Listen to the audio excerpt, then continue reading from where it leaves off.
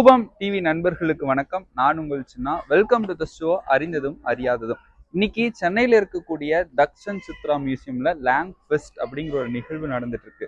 இந்த நிகழ்வுல பெண் புகைப்பட கலைஞர் ஒருத்தரை நாம நேர்காணல் செய்ய இருக்கிறோம். வாங்க போய் நேர்காணல் செய்யலாம்.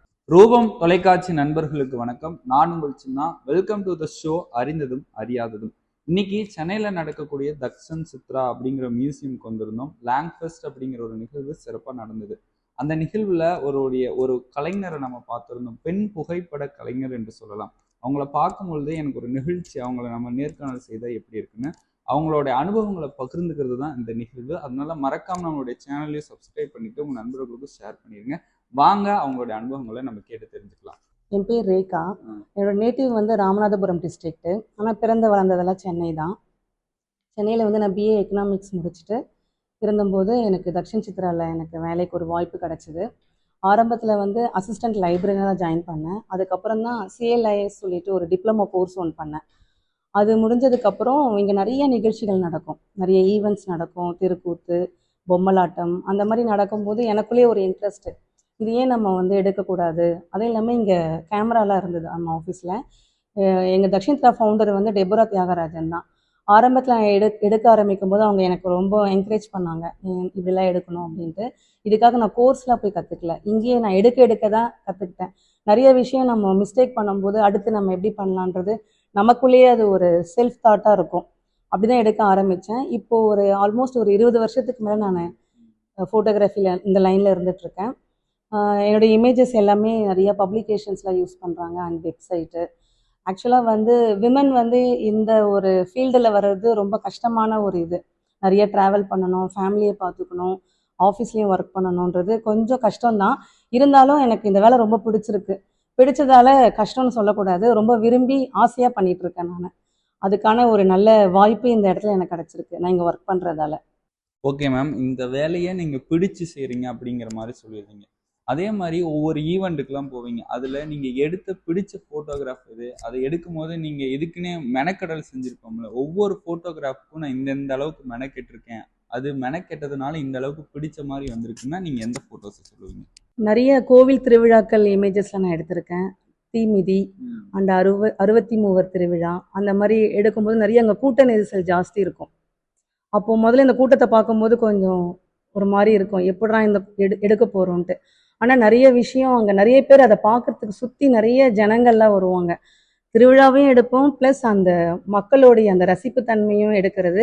அங்கேயும் நிறைய கலை நிகழ்ச்சியெல்லாம் நடக்கும், தெருக்கூத்து நடக்கும், தேவராட்டம், தப்பாட்டம். அந்த மாதிரி கலைஞர்கள் வந்து அவங்களுடைய கலையை வந்து அவங்க எந்த அளவு அவங்க ப்ரமோட் பண்ணுறாங்களோ அவங்கள எடுக்கிறதுக்கு எனக்கு ஒரு நல்ல ஒரு வாய்ப்பும் கிடச்சிருக்கு வெளியே எடுக்கும்போது. அப்புறம் இப்போ 2021-22 வந்து 2 ப்ராஜெக்ட் ஒன்று பண்ணேன். கனவு ஃபெலோஷிப் அண்டு கிவிலியம் ப்ராஜெக்ட் சொல்லிட்டு. இது ரெண்டுமே ரொம்ப நல்ல ப்ராஜெக்ட் தான். கனவு ஃபெலோஷிப்பில் வந்து விமன் அண்ட் நேச்சர்ன்ட்டு பண்ணேன் நான். எப்படி விமன் வந்து இன்னும் இயற்கையோட கனெக்டடாக இருக்காங்க. சிட்டி லைஃப்பில் வந்து நிறைய பேர் வந்து ஐடி அந்த மாதிரி வேலையில் பிஸியாக இருக்காங்க. ஆனால் சிட்டி அவுட்டரில் நீங்கள் பார்த்தீங்கன்னா ஒரு விஷயமும் விவசாயத்துலேருந்து ஒரு மீன் பிடியில் பண்ணுறதுலேருந்து நிறைய பெண்கள் வந்து குடும்பத்துக்காக அவங்க நிறைய சாக்ரிஃபைஸ் பண்ணிக்கிறாங்க. வாழ்வாதாரத்தில் குடும்பம் எந்த கஷ்டமாக இருந்தாலும் நம்மளை நம்பி இருக்குது. எல்லா விஷயத்துலையுமே வந்து பெண்கள் வந்து ரொம்ப முக்கியத்துவமாக தனித்துவமாக இருக்காங்க. ஒரு பெண் வந்து வீட்டுக்கு எப்படி முக்கியமோ அதே மாதிரி தான் நாட்டுக்கும். அந்த அளவு அவங்க அந்த ஒர்க் பண்ணும்போது எனக்கு அவங்கள எடுக்கிறது ரொம்ப பெருமையாக இருக்கும். இயற்கையும் பெண்ணும் சொல்லிட்டு நான் ஒரு சின்னதாக டாக்குமெண்ட்ரி ஃபிலிமும் பண்ணியிருக்கேன், ப்ளஸ் இமேஜஸும் நான் எடுத்திருக்கேன். இந்த கிவிலியம் ப்ராஜெக்ட் வந்து 1802 வரைக்கும் 2 பிரிட்டிஷ் லேடிஸ் வந்து சென்னையில் வந்து நிறைய மான்யூமெண்ட்ஸ்லாம் அவங்க பெயிண்ட் பண்ணியிருக்காங்க. 250 வருஷத்துக்கு அப்புறம் அவங்க பண்ண பெயிண்டிங்ஸை வந்து தென் அண்ட் நவ் அந்த மாதிரி நான் வந்து அதை சர்ச் பண்ணி எடுக்கணும். அந்த பெயிண்டிங் எப்படி அந்த இடத்துல இருக்கோ அதே மாதிரி இமேஜஸ், அது ரொம்ப எனக்கு வந்து எப்படி ஒரு என்னோட லைஃப் டைம் அச்சீவ்மெண்ட் கூட சொல்லலாம் அது. ஏன்னா அந்த 2 பிரிட்டிஷ் லேடி அவங்க வரைஞ்சிருக்காங்க. நான் அதை தேடி எடுக்கும்போது நிறைய விஷயம் நான் ட்ராவல் பண்ணேன். இங்கேருந்து ஆல்மோஸ்ட் ஒரு 50-80 கிலோமீட்டர் தூரம் ட்ராவல் பண்ணால் தான் நமக்கு அந்த இமேஜஸ்லாம் கிடைக்கும். நிறைய மான்யூமெண்ட்ஸும் எடுத்திருக்கேன். செஞ்சி அண்ட் திருவண்ணாமலை, திருவள்ளூர் டிஸ்ட்ரிக்டில் போய் ட்ராவல் பண்ணி எடுத்திருக்கேன். ப்ளஸ் நிறையா பீப்புளும் எடுத்திருக்கேன். அந்த காலத்தில் எப்படி அவங்க ஒரு இடத்த விட்டு இன்னொரு இடத்துல போயிட்டு அவங்க வருமானத்துக்காக நிறையா நாடோடிகள்லாம் இருப்பாங்க. அந்த மாதிரி ஒரு இமேஜஸும் இருக்கும். நான் வந்து அதுக்கேற்ற மாதிரி எப்படி அவங்க ட்ராவல் பண்ணுற மாதிரி பூம் பூம் மாட்டுக்காரங்க அந்த மாதிரி ஒரு சில இமேஜஸ்ஸு, ப்ளஸ் பாம்பு பிடிக்கிறவங்க, தென் விவசாயம் பண்ணுறவங்க, அப்புறம் பழவேற்காடில் வந்து மீன் பிடிச்சு அதை கருவாடாக கன்வெர்ட் பண்ணி அவங்க அந்த வேலையிலலாம் அவ்வளோ கஷ்டங்கள் இருக்குது. மீன் பிடிக்கிறது போய் போட்டில் போய் மென் அதை பிடிச்சாலும் விமன் கையில் தான் எல்லாமே இருக்குது. அதை கரெக்டாக பதம் பார்த்து காய வச்சு அதுக்கப்புறம் தான் மார்க்கெட்டே போகுது. அந்த மாதிரி எல்லா சீரீஸ்லையும் எனக்கு எடுத்தது வந்து ரொம்ப சந்தோஷமாக இருக்குது. அவங்களோட ட்ராவல் பண்ணதும் எனக்கு லைஃப் டைம் அச்சீவ்மெண்ட்டாக தான் இருக்குது. மேம் இப்போ சொன்ன விஷயங்கள் எல்லாமே இப்போ மக்களுக்கு ரொம்பவே புரிஞ்சிருக்கும். ஆனால் இப்போ ஃபோட்டோகிராஃபி அப்படிங்கிறது ஒரு கலை வந்து நம்முடைய கற்பனை திறனிலிருந்து உருவாகக்கூடியதுன்னு நம்ம சொல்லுவோம்.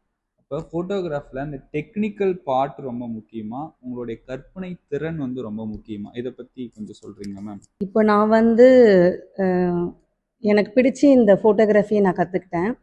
நம்ம ஒரு விஷயமும் ஒரு ஃப்ரேமில் பார்க்கும்போது நம்ம மைண்டில் ஒரு ஐடியா வரும். இவங்களை இப்படி பார்த்து எடுத்தால் அது கொஞ்சம் நல்லாயிருக்கும் அப்படின்றது. அது டெக்னிக்கலாக யோசிக்கிறதுக்கு எனக்கு தெரியல. நம்ம கண்ணு பார்க்குது, அதை எடுக்கணும்னு நமக்கு தோணுது. அந்த ஃப்ரேம் அது நம்ம டிசைட் பண்ணுறது தான். இப்போ நிறைய டெக்னாலஜி வந்திருக்கு தான், அதுக்கப்புறம் அந்த கரெக்ஷன் அந்த மாதிரி இருக்குது. ஆனால் என்னை பொறுத்த வரைக்கும் அது ஒரு கலைநயத்தோடு தான் நான் பார்த்துட்ருக்கேன். நம்ம பார்க்குற விஷயத்த, அது இல்லாமல் நான் எடுக்கிற புகைப்படம் வந்து அது ஒரு பேசும் புகைப்படம் மாதிரி தான் இருக்கும். அதில் கண்டிப்பாக ஒரு ஸ்டோரி இருக்கும். ஒரு அம்மா வந்து நெல் புடைக்கிறாங்க, இன்னொரு அம்மா வந்து நெல் வந்து விதையிடுறாங்க. அந்த மாதிரி இருக்கும்போது அதில் ஒரு சின்ன ஒரு கதையை தான் அது சொல்லும். நான் அந்த இமேஜஸும் உங்களுக்கு காமிக்கிறேன். அதை நீங்கள் பார்க்கும்போது உங்களுக்கு தெரியும். அது அந்த ஸ்டோரி எவ்வளோ சொல்லுதுன்றது உங்களுக்கு தெரியும். ஓகே மேம், நீங்கள் எடுக்கக்கூடிய படங்கள் எல்லாமே பேசும் படங்களாக இருக்கும் அந்த மாதிரி சொல்லியிருந்தீங்க. இப்போ புகைப்பட கலைஞராக இருக்கிறதே ரொம்ப கஷ்டமான வேலைம்பாங்க, நாள் பூரா நிற்கணும்பாங்க. ஒரு பெண்ணாக இருந்து நீங்கள் இந்த அளவுக்கு வளர்ந்துருக்கிறீங்க. இப்போ இளம் தலைமுறை பெண்கள்லாம் வந்து இந்த புகைப்பட கலையில் ரொம்ப இன்ட்ரெஸ்டடாக இருக்காங்க. அவங்களுக்குலாம் நீங்கள் என்ன சொல்லுவீங்க? இப்போ வர ஜென்ரேஷன் பெண்களுக்கு வந்து என்னென்னா, ஃபோட்டோகிராஃபி ஒரு அருமையான தொழில் தான்.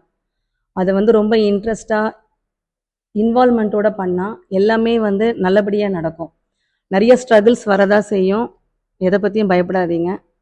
உங்களுடைய ஃபோக்கஸ் உங்கள் கையில் தான் இருக்குது. நம்ம வளரணும்னு நினச்சோன்னா அது நம்ம கையில் தான் இருக்குது. அதே மாதிரி எங்கே ட்ராவல் பண்ணாலும் கொஞ்சம் சேஃபான இடத்துக்கு போயிட்டு வாங்க. உங்கள் கூட யாராவது எனி ஃப்ரெண்ட்ஸ் ஆர் ரிலேஷன்ஸ் யார் வந்தாலும் கூட்டிகிட்டு போகலாம். ஏன்னா ஒருத்தராக போயிட்டு நம்ம ட்ராவல் பண்ணுறதோட ஒருத்தர் கம்பெனி இருந்தால் ரொம்ப நல்லாயிருக்கும். ரொம்ப குட் எக்ஸ்பீரியன்ஸ் இன் ஃபோட்டோகிராஃபி.